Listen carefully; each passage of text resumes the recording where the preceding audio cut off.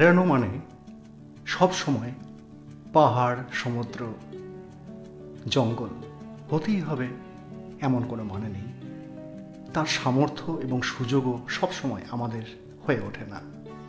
তাই আমরা বেছে নিই মাঝে মধ্যেই ছোট্ট উইকেন্ড ট্যুর, বাড়ির আশেপাশের কোনো জায়গা যেখানে মনের মুক্তির স্বাদ পাই।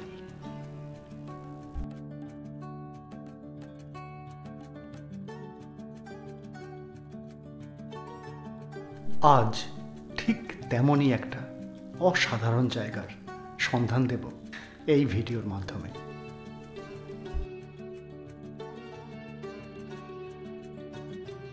কলকাতা থেকে ঠিক আধ ঘন্টার মধ্যে পৌঁছে যাবেন এই অসাধারণ জায়গাটিতে।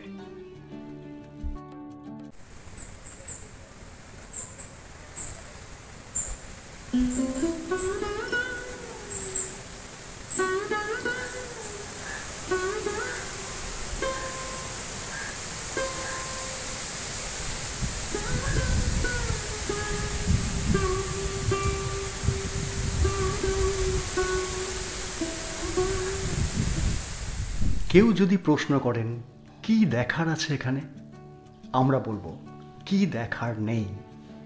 একবারটি না এলে আপনি কিন্তু বুঝতে পারবেন না।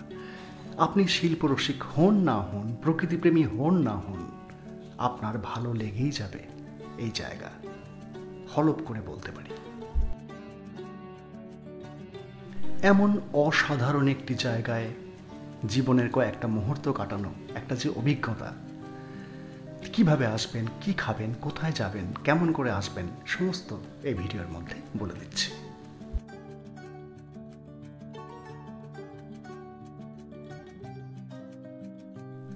আমার জীবনের প্রান্ত ভাগে যখন মনে করি দেশের হয়ে কাকে বিশেষ সম্মান দেওয়া যেতে পারে, তখন সর্বাগ্রে মনে পড়ে অবনীন্দ্রনাথের নাম। তিনি দেশকে উদ্ধার করেছেন আত্মনিন্দা থেকে, আত্মগ্লানি থেকে তাকে নিষ্কৃতি দান করে তার সম্মানের পৃথিবী উদ্ধার করেছেন। লেখক স্বয়ং রবীন্দ্রনাথ ঠাকুর।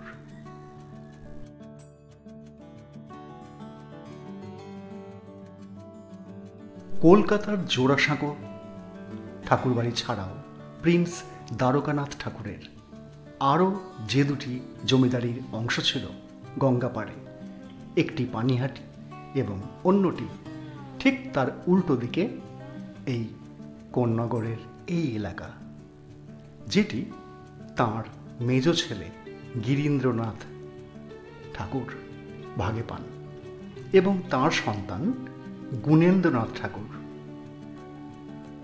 এখানে 1870 সালে এই অসাধারণ ভবনটি নির্মাণ করেন অরণ্যের ভেতর। গুণেন্দ্রনাথ ঠাকুরের ছেলে অবনীন্দ্রনাথ ঠাকুর, যিনি ঠিক তার পরের বছর অর্থাৎ 1871 সালে জন্মগ্রহণ করেন, তিনি এই বাড়িটির, এই ভবনটির, এই বাগান বাড়িটির অংশ পান এবং তাঁর ছেলেবেলার জীবনের দুর্দান্ত অংশ কেটেছে এই বাগান বাড়িতে, যা তাঁর জীবনীমূলক লেখা ঘরোয়া বা জোড়াসাঁকোর ধারেতে পাওয়া যায়।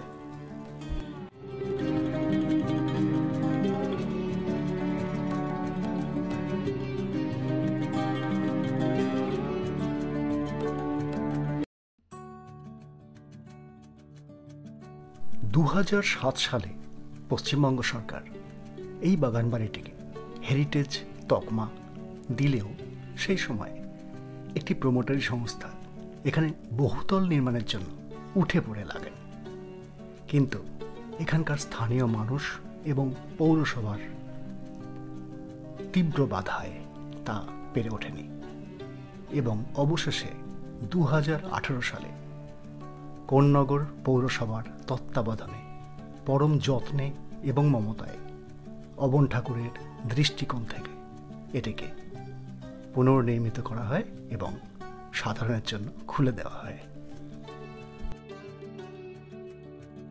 ক্ষীরের পুতুল রাজকাহিনী নালকের জন্মদাতার এই বাগানবাড়িতে শিশুদের জন্য সমান মনোগ্রাহী করে সাজানো হচ্ছে।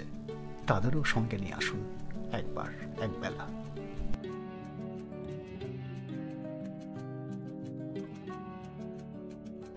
প্রিয়জনকে মনের কথা বলতে চান বা রিলস বানাতে চান, বানান না, কোনো অসুবিধা নেই।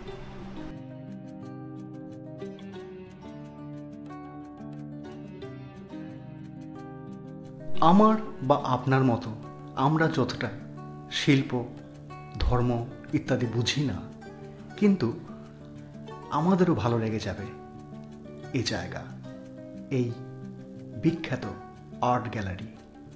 অবন ঠাকুরের নিজের হাতে আঁকা এবং তৈরি করা অসংখ্য শিল্পকর্ম, যেগুলো সবকটি রেপ্লিকা, অর্থাৎ অবনীন্দ্রনাথ ঠাকুরের ঘরানায় যে বিশিষ্ট শিল্পীরা শিল্প করেছেন তাঁদেরই তৈরি এই সব শিল্পকর্ম, যা অবনীন্দ্রনাথ ঠাকুরেরই অনুকরণে তৈরি।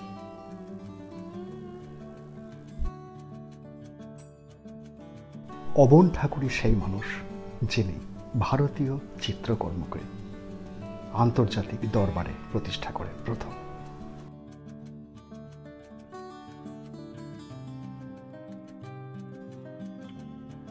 কলকাতা এবং শান্তিনিকেতন বাদ দিলে এমন অপূর্ব অসাধারণ আর্ট গ্যালারি প্রকৃতির মাঝে একমাত্র এই কোন্নগরের অবন ঠাকুরের বাগানবাড়িতেই পাবেন। বিশাল বিশাল খোলা জানালা দরজা দিয়ে সবুজ প্রকৃতিকে দেখুন, গঙ্গাকে দেখুন এবং দেখুন অসাধারণ সব শিল্পকর্ম।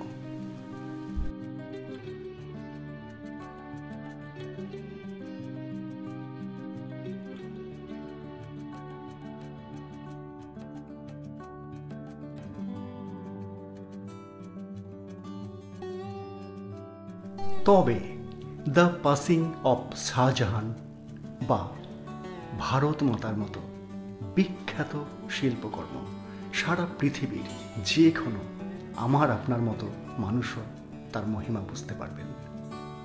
সুতরাং একবার এখানে আসতেই হবে, না দেখলে বেড়ানো আমাদের সম্পূর্ণ হবে না।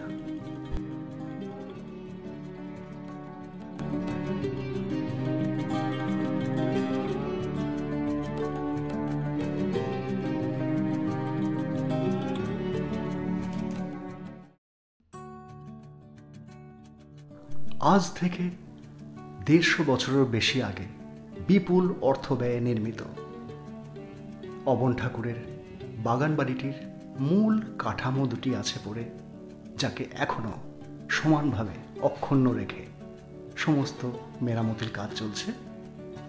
ধীরে ধীরে গড়ে উঠছে দ্বিতীয় শান্তিনিকেতন কলকাতার পাশেই।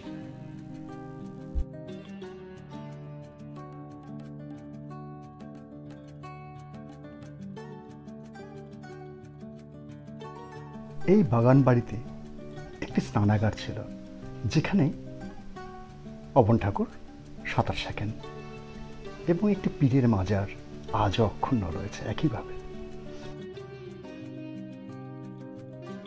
প্রথম ছবি আঁকার হাতে খড়িও কিন্তু এখানে।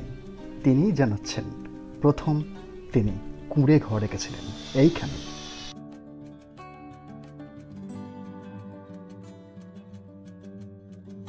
অবন ঠাকুর আমাদের শিখিয়ে গেছেন এই পৃথিবীর সমস্ত বস্তুতেই শিল্প আছে, যাকে শুধু নির্মাণ করতে হয়। দেখুন, একটা কেটে ফেলা ঝড়ে পড়ে যাওয়া তাল গাছ, সেটিকেও কেমন সুন্দর ফুলদানির আকার দেওয়া হয়েছে। অর্থাৎ মৃত গাছ থেকেও গাছের জন্ম হয়। এই যে গাছই ফুলদানি হয়ে উঠেছে, একটা মৃত গাছ সেটাই ফুলদানি, গাছের আকর। এখানে একবার না এলে বোঝা যাবে না কোন্নগর পৌরসভার কৃতিত্ব, তাদের মমতা, যত্ন।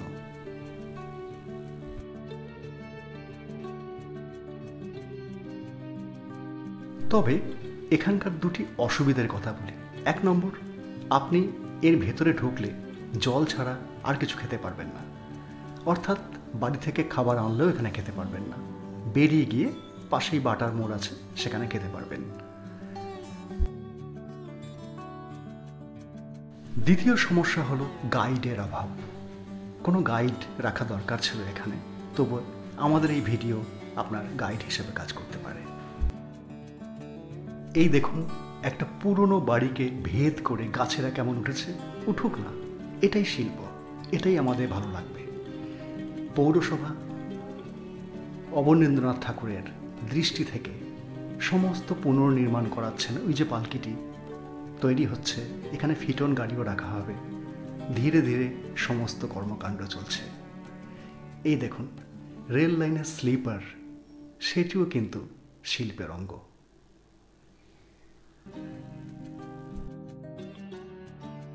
এই সেই কাঁঠাল গাছ যা অবনীন্দ্রনাথ ঠাকুরের লেখায় পাওয়া যায়, আজও রয়েছে এখানে। এবার কিভাবে আসবেন বলি। হাওড়া স্টেশন থেকে 6 নম্বর স্টেশন হাওড়া ব্যান্ডেল মেন লাইনে কোন্নগর। এখানে নেমে ইঞ্জিনের দিকে 2 নম্বর প্ল্যাটফর্ম, যেখানে ওভারব্রিজ আছে, এই যে এই ওভারব্রিজে উঠে ডান দিকে গেলেই পড়বে টিকিট কাউন্টার। এই টিকিট কাউন্টারের সামনেই কিন্তু টোটোর লাইন। এখানে আপনি মাত্র 10 টাকায় 10-12 মিনিটের মধ্যে পৌঁছে যাবেন বাটা মোড় হয়ে বা ফেরিঘাট হয়ে অবনীন্দ্রনাথ ঠাকুরের বাগানবাড়িতে। কোনো হয়রানি হবে না বলে এই পথটা আপনাদের বলে দিলাম।